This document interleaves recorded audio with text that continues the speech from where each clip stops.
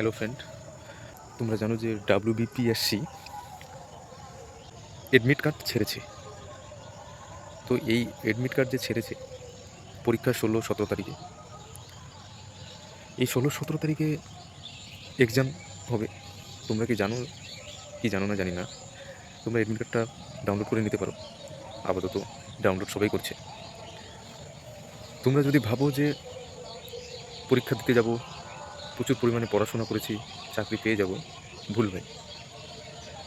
আমি তো তোমাদেরকে এই কথাটাই বলবো যে একটা যে কোনো লোক ধরতে হবে, দালাল যাকে বলা হয়, ব্রোকার ধরতে হবে, তবেই তুমি চাকরি পেতে পারো।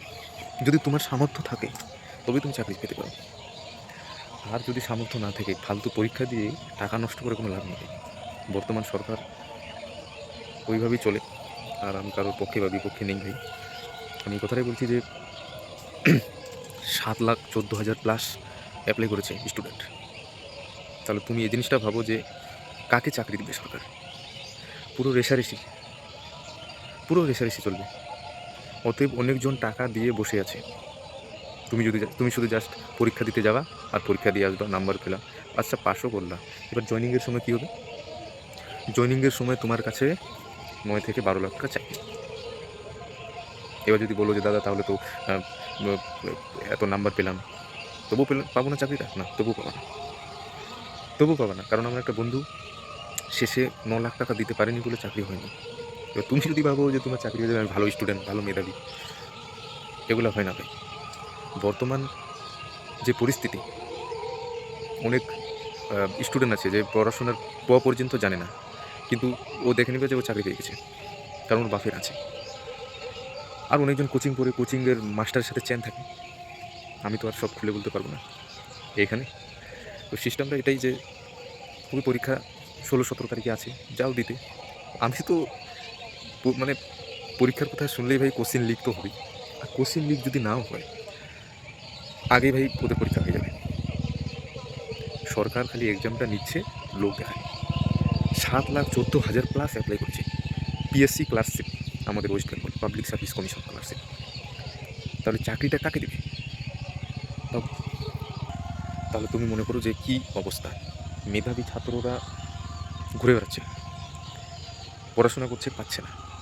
এবার যখন পরীক্ষা দিতে যাচ্ছে, পরীক্ষা দিয়ে পাস করলো, ভালো নম্বর পেলো, জয়নিংয়ের সময় সে আটকে যাচ্ছে। কারণ তার কাছে 9 লাখ টাকা 12 লাখ টাকা থাকবে, তবেই তো দিবে। এটাই তো লোক ফায়দা ওঠে এখানেই। এবার তুমি দেখবে তোমার আশেপাশে কোনো গুটখাখোর, কোনো নেশাগ্রস্ত মানুষ, স্টুডেন্ট, তারা এইভাবেই পাস করে ফেলেছে, এইভাবেই চাকরি বসে গেছে। হ্যাঁ, তো বর্তমান যে পরিস্থিতি, এটাই আর কি বলছি আমি। আমার বলার উদ্দেশ্য এটাই। কাউকে আমার মানে বাস দেওয়ার মতো কোনো ই নেই। আমি এটাই এই জন্যই বললাম যে অনেক মেধাবী ছাত্র আছে, তারা বাস খাচ্ছে ভাই। তারা খাচ্ছে। অনেক মেধাবী স্টুডেন্ট আছে, তারা বাস খাচ্ছে। বুঝে গেলো? তারা সারাদিন বই নিয়ে পড়ে থাকে। আরে ভাই ফিউচার বানেগা, ফিউচার হোগা, कैसे ফিউচার হোগা ভাই? হ্যাঁ, 7,14,000 প্লাস অ্যাপ্লাই করে ফেলেছে। রেষারেষি, তাহলে তো খুব ভালোই হবে। তাহলে তোমরাই বলো জিনিসটা কীরকম হয়ে যাচ্ছে। আর আর মানে পরীক্ষা এত লাস্টে হচ্ছে, এখানে রেষারেষি তো আছে, এখানে প্রচুর পরিমাণে দালাল ধরো ভাই, ব্রোকার ধরো, তবে তুমি চাকরি পাবা, নইলে পাবা না। আমি এই কথাটা বলে দিচ্ছি আগে। তুমি যদি ভাবো যে আমি পড়াশোনা করে একদম নাম্বার উঠাও, নো প্রবলেম, উঠাও তুমি নাম্বার। কিন্তু জয়নিংয়ের সময় ভাই তোমাকে 9 লাখ টাকা 12 লাখ টাকা পকেটে রাখতে হয়। যদি থাকে তবে লড়াই করো, আর যদি না থাকে বাদ দিয়ে দাও। তোমার মতো মেধা ছাত্র বা ছাত্রী অনেক আছে ভাই। তো এটাই আর কি বলছি। আমার হয়তো যদি কোনো বলার কোনো ভুল ত্রুটি হয়ে থাকে ভাই, ক্ষমা করে দিও। আর তোমরা হয়তো বলতে পারো যে পক্ষে যাচ্ছে। আমি কারোর পক্ষে না, কারোর বিপক্ষে নেই। যেটা সত্যি কথা সেটাই বললাম। কারণ এখন সবাই দালালি ধরে, ব্রোকার ধরেই কাজটা করে। একবার তুমি যদি ভাবো যে আমি একাই পেয়ে যাবো জবটা, পাবা না। এটা আগে ছিল যে পড়াশোনা করে যে গাড়ি ঘোড়া চড়েছে, আর এখন যে পড়াশোনা করে যে অনাহারে মরেছে, এই কথাটা মাথায় রাখো।